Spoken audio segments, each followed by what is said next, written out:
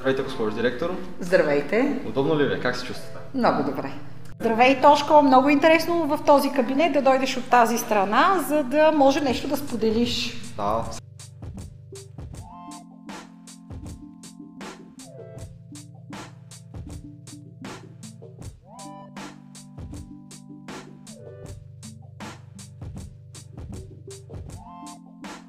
Нека да преминем към сериозната част на този разговор. Какво е според вас основното предизвикателство на образованието в България в момента? Това е наистина много интересен въпрос, който и ние учителите също коментираме, когато сме на педагогически съвет.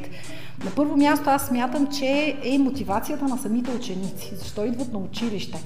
Какво получават като знания в училище? И аз всеки път се опитам да кажа на моите ученици, че да, за знания идвате, да, идвате по някакъв начин ние нещо да ви научим. Обаче, си мисля, че наистина учениците в училище идват заради живото слово на учителя. Без учител няма как да се случат нещата. Предизвикателствата са много, но първото е да накараме всички ученици, деца, младежи, да дойдат на училище. Да бъдат равнопоставени при еднакви условия и всеки да намери своето точно място.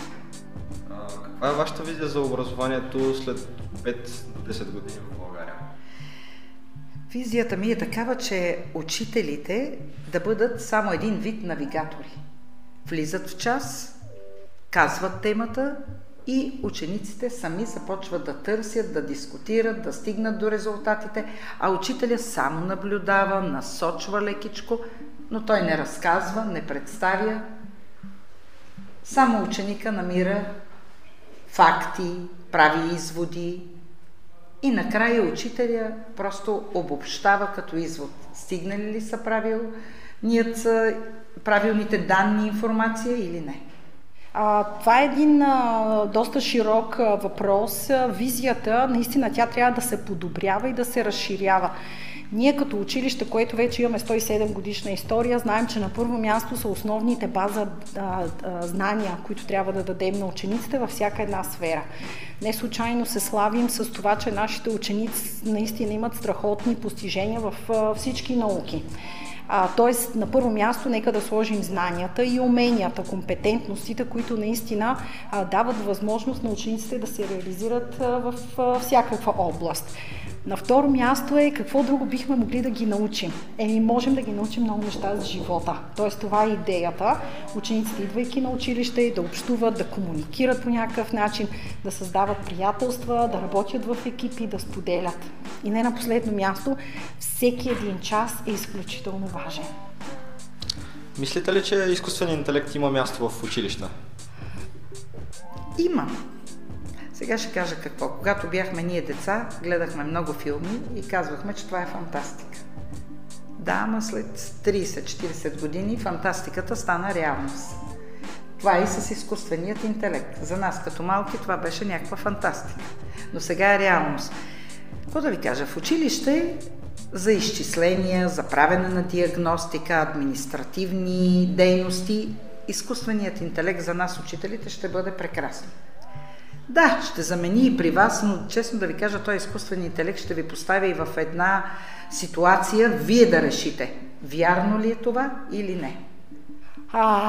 Този изкуствен интелект, той ни е превзел от всякъде и аз със сигурност знам, че ползите от него са изключително ползотворни специално за вас. Виждам учениците постоянно, каквато информация да имат нужда, те се допират до него под различна форма.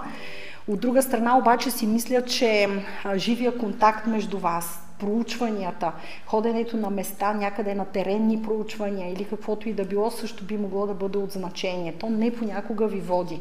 В случая обаче с тази динамика, която се наблюдава в световен мащаб, с новите технологии, така както се говори за поредната технологична революция, това е нещо неизбежно и в образованието.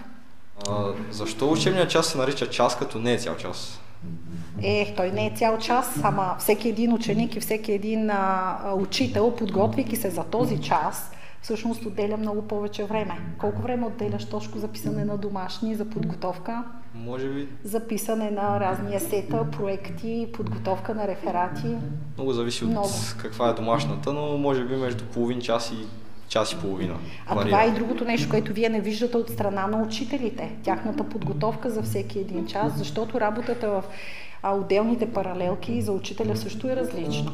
Работата в един клас с друг клас също е различна. Индивидуалният подход, който те правят към учениците, също е различна. Така че ето защо един час не е един час. Да, съгласен. Интересна математика. Нали? Час. Вие имате предвид 60 минути. Ма слагаме думичката учебен, което означава 40 или 45 минути. Как ще реагирате на това, че Софийския университет взема СУ от нашето име на училището? Софийския си откраднал ли патента на нашето? Това е много добро сравнение. Ние можем да се конкурираме във всяко едно отношение. Прекрасно. Аз пък направо с гордост казвам, ние сме СУ и всеки ни сравнява, че сме Софийският университет. Най-високо, най-можещи, най-знаещи. Според вас, когато един молив се остри, той как се чувства? Щастлив ли е, че получава прическа или се чувства зле? Аз мисля, че е щастлив. И аз така мисля. Нека да се подостриме по-често. Аз като човек, който винаги ви наблюдавам и ви се карам за външния вид, и аз смятам, че е хубаво да се подостряме почти всеки ден, във всяка една насока. Значи, може би аз мисля, че той ще е много щастлив. Много щастлив, не? Много добър разговор. Девизът на нашето училище е да бъдем полезни на България. В момента с този разговор аз полезен ли съм на България? Много полезен. Полезен с това, че задавате такива стойностни въпроси, полезни, че печелите в много състезания. Така че абсолютно точен девиз, който ще продължава, сигурна съм, още не 100, а 1000 години. Аз мисля, че това, което вие сте подели като инициатива в този клуб, наистина е ползотворно не само за вас, за всички ученици, и искрено се надявам идеята, това нещо да се разпространява сред повече хора.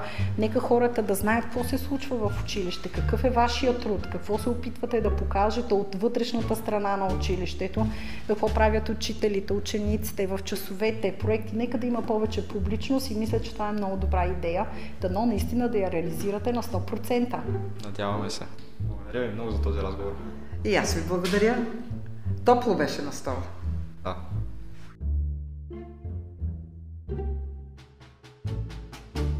Гледате ли се? Трябва ли да мърдаме нещо напред? А там на телевизора нищо, че няма. Добре. Ще се разсейваме.